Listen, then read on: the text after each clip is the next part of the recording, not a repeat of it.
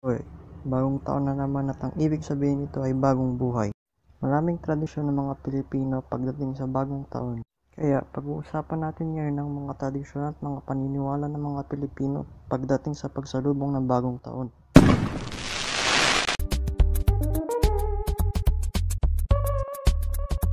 Nasabi raw na swerte raw ang mga bilog na prutas at kailangan daw 12 na piraso ang kailangan upang sigurado raw na dumating ang swerte.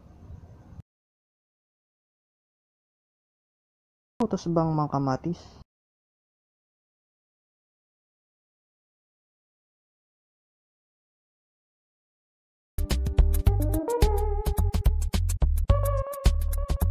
Sinasabi raw na pag kumain ka daw ng pansit ay hahaba daw ang iyong buhay. O baka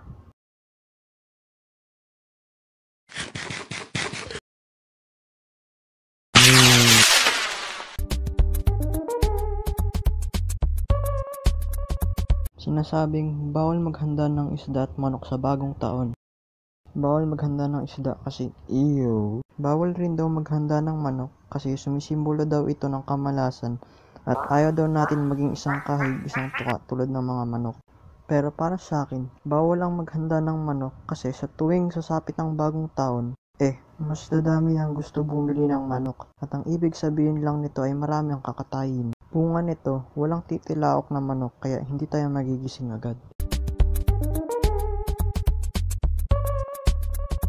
Sinasabing bawal daw ang maglinis dahil para mo na rin daw tinataboy ang swerte. At saka, sino kaya ang maglilinis sa kasaganahan ng pagdiriwang ng bagong taon?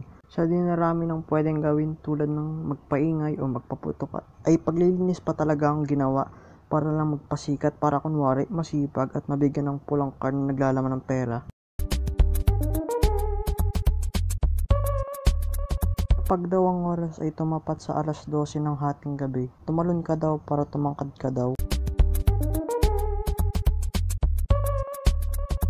Ginagawa ito dahil alternatibo itong gamitin paggamit ng paputok. O di lang natin alam ang dahilan kung bakit at ginagawa pa rin ito. Pero sabi ng matatanda, nagawa raw ito upang mataboy ang mga malas at mga masasamang espiritu.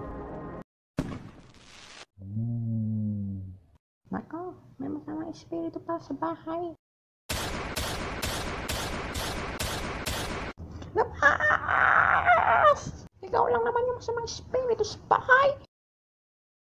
Dito na nagtatapos at salamat sa panonood.